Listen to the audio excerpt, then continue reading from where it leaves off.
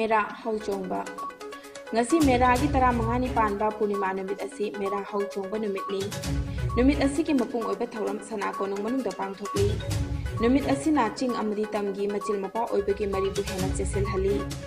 chingmi singna tamda laktuna athen po lali amadi chingmi tami punna chaklen phangminai chingmi ichil inaw singna makoi gi nat ki oiba jagoi kaya sathik tamduna utli Lining Lashon kaya galoy na pangthokli ba thoram asi gi manungda numidang gi matamda wada thawmai yanduna sumang mayai da yungi thawmai mangal asi chingi ichil inaw singda tamgi ichil inaw sing tek ta kaidana leiri haibagi paujal pibani haina thajani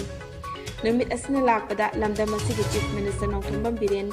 yauna saknaraba miyoy kayana ingchikpa nungsi chanana leiba chakhotpa lamdam ama oirasanu haina paujelakli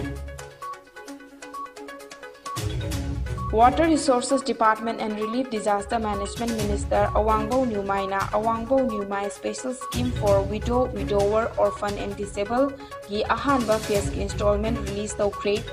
52 Tamai Assembly Constituency da laiba Lukhrabi amadi Orphan da laiba yauna beneficiary chahumda ngarang lupa lakh mari lising yangkai gi senfam singyen thoki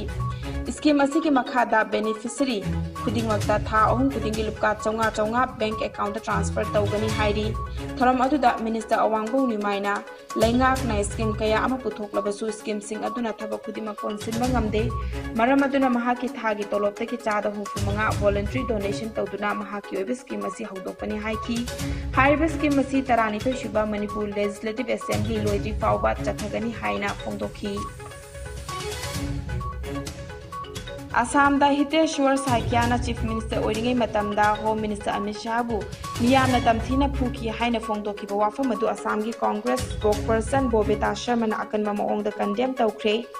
wafam asi awang nongpok lamdamda numit humni gi khongchatta thungladuna ngarang Assam da party gi oiba rally amada saruk yaduna phongdokhibani